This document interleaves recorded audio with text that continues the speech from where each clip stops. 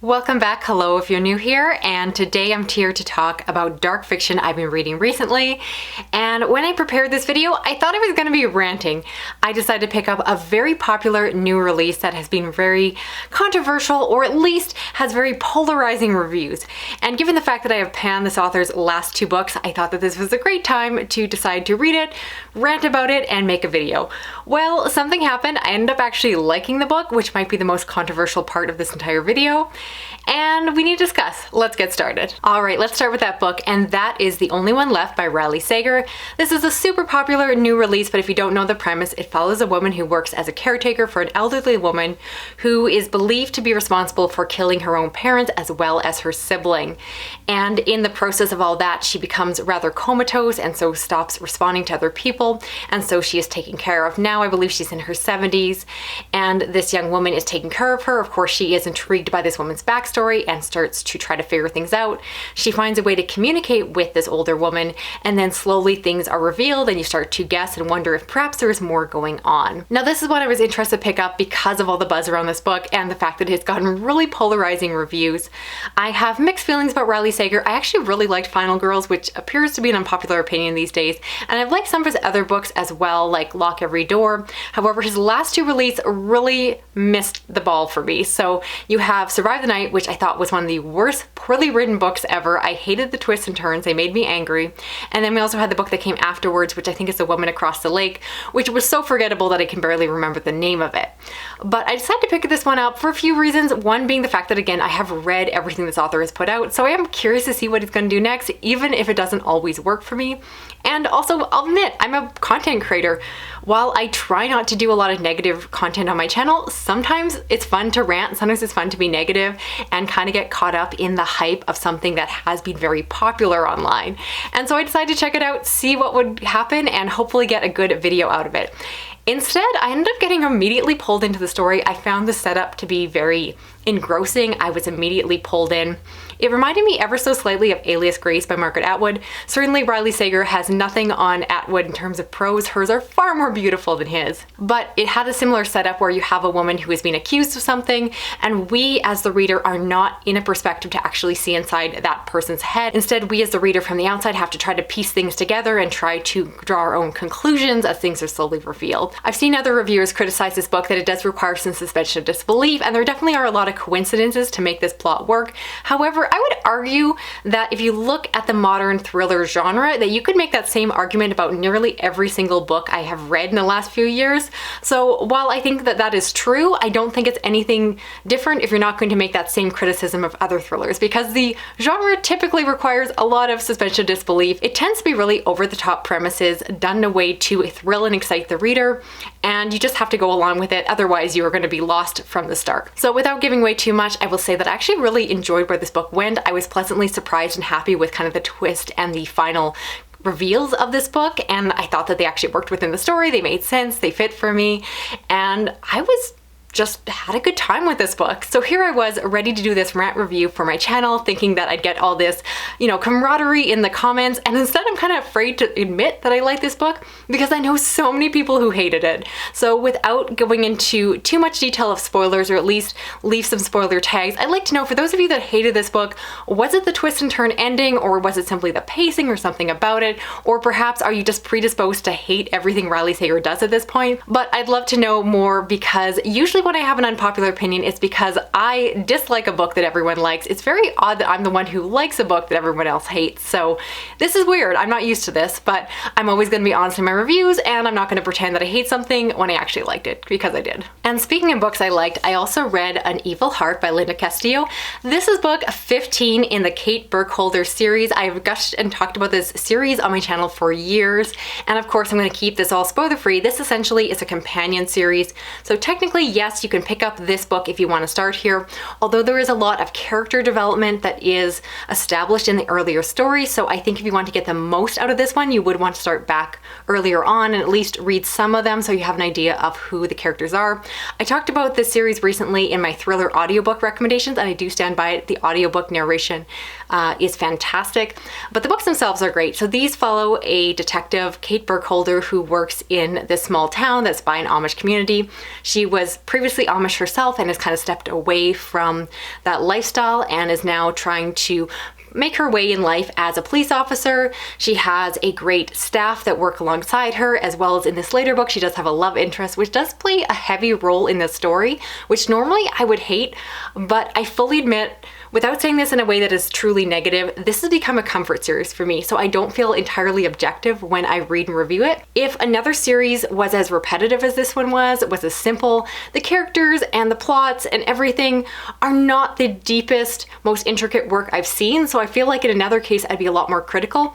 But I love this series. I love the relationships, I love the personalities, I love the mysteries, I love it all. I am completely pulled in, and definitely, as you can imagine with a book series that is 15 books long, some of the books are better than others, and in my opinion, this is one of the best, at least of the later books. I think it's one of my favorites, and I highly recommend it. If you're a fan of the series, please keep reading. It really does stay at the same level of quality, which is fantastic to say. Next is You're Not Supposed to Die Tonight by Kalynn Bayron, and this is a thriller slasher book that is set in this camp that essentially offers this simulation of a slasher movie. And so the story starts out immediately within the action as this character is running for their life, and then soon enough it is revealed that this is part of the camp's process. And so we follow one of the people who works at this camp, so it is their job to give the people who come here, the visitors, that experience. So this book is just a love letter to those classic stories in a way that is so self-aware and meta, which I just adored. I loved the little bits of the story involving how this character had to make fake blood and how they had to set up all of the slasher events and the coordination. And of course, because this is a horror story itself, you realize that perhaps there's more going on. It's all supposed to be fake and made up, and well, perhaps someone might actually die. And so I think the premise is great. A book like this can often end up being really cheesy, which is often my complaint of these type of books. I tend to prefer horror that is more serious, and this one is obviously a little bit more lighthearted, but for whatever reason, the tone was just perfect. It still was lighthearted. It still wasn't as serious. I didn't really worry for the characters the same way or have feelings of fright as I was reading it. But was it an entertaining book? Absolutely. I had so much fun reading it. It's relatively short. I flew through it, and it was just one of the best horror new releases I've read in quite some time. So many of my friends were telling me to read it, and I'm glad I finally did because it definitely held up and was just, again, a lot of fun. Next is Dark Corners by Megan Goldin, and this is a story that is set in the same universe as the author's first book, Night Swim. So we follow the same podcaster in the beginning of the story. They are contacted by this influencer, and then shortly after they meet, this influencer disappears. This coincides with this man being released for prison who potentially was involved in these other disappearances. While they were never able to prove it, the police strongly believe that he was responsible. And so the fact that she disappears when he gets out doesn't look good for anyone.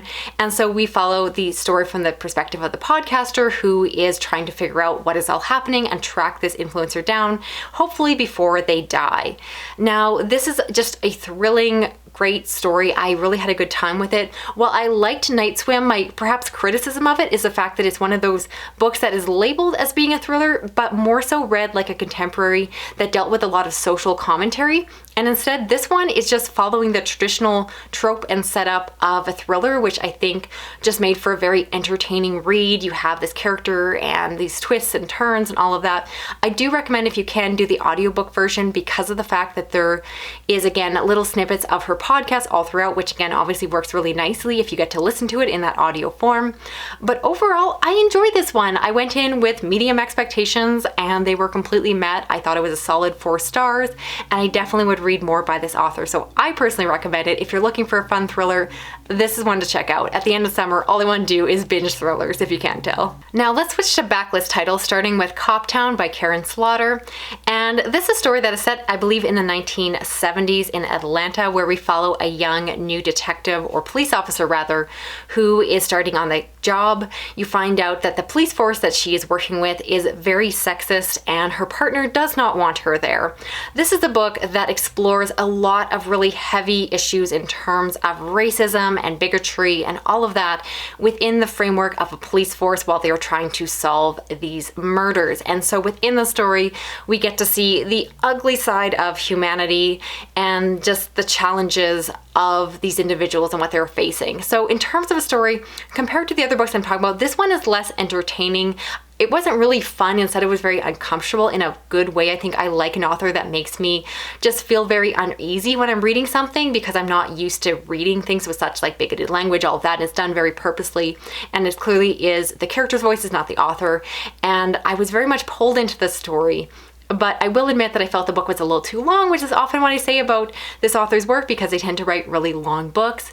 Overall, I like this one, but I'm not sure if I'm going to continue on with the series, because I feel like if the books are more of the same, it might get a little bit repetitive. If you have read on, let me know if you think I should change that opinion, but I liked it. It was heavy. I don't know if I'm in the mood for more of that, if that makes sense. And I also read Don't Go Down There by Kiersten Modglin. And this is a very short thriller, perhaps novella length, that follows a woman who comes home and discovers that her husband or long-term partner has this secret. There's something that he has not told her. There's something in the basement, and he confesses everything to her. And then from there, she has to make a decision what she's going to do about it. Now, in terms of the premise, I want to leave it there. Other reviewers might say more, but I really think the fun of this book is just going along for the ride and going in really blind, especially because the story is so short. This is one that requires huge suspension of disbelief, because when you find out what is revealed, you expect the character to do one thing and they do another, and you just have to go along with that. Without it, the entire book falls apart. But I will admit that I read this book when I was looking for something to get me pulled into a story, and was I ever pulled? I could not stop reading it. I wanted to know what was happening next, and it's a good story because it puts you in the shoes of that main character and think, if your partner said this to you, what would you do with that information? How would you act? How would you respond? Would you betray them? Would you do something else? And the what ifs, I think, is what makes this book so much fun. So kind of a random sleeper hit I found online, and one that I would definitely recommend if you're looking for something to just fly through, perhaps if you're in a slumpy mood. Last, I read Summer Suns by Mandelo, and this is a horror story that follows a young queer man who is going to the university where his partner went for school. Something happened, he committed suicide, and now his friend wants to go and find out what happened. So he goes there for the first time and meets his boyfriend's friends and gets pulled into that lifestyle. So this is partially a mystery story. It has an element of car racing, which is often described as like Fast and the Furious style, and also has what I didn't expect is almost a dark academia feel to it. It's great to read this time of year as you're going into the fall, because it's all about that back to school setting and them finding their place and dealing with school life. And I really love the atmosphere of this one. It's very character driven, and it is very slow paced and slow burning, which isn't always my thing.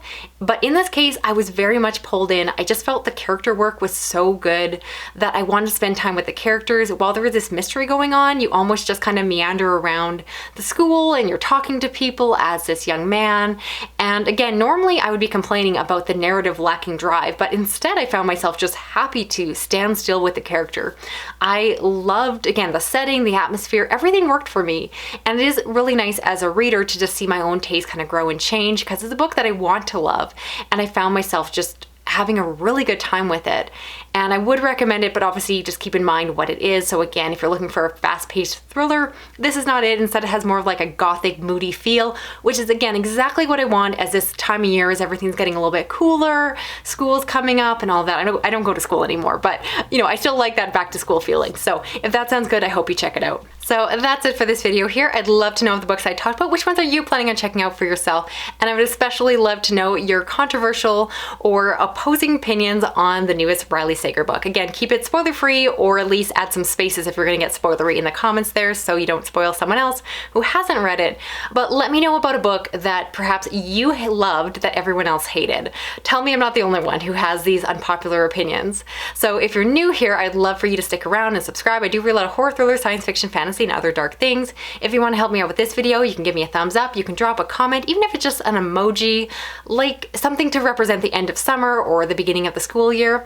And if you want to hit that little notification bell, you'll never miss a video from me. Thanks so much for watching. Talk to you again soon. Okay, bye-bye.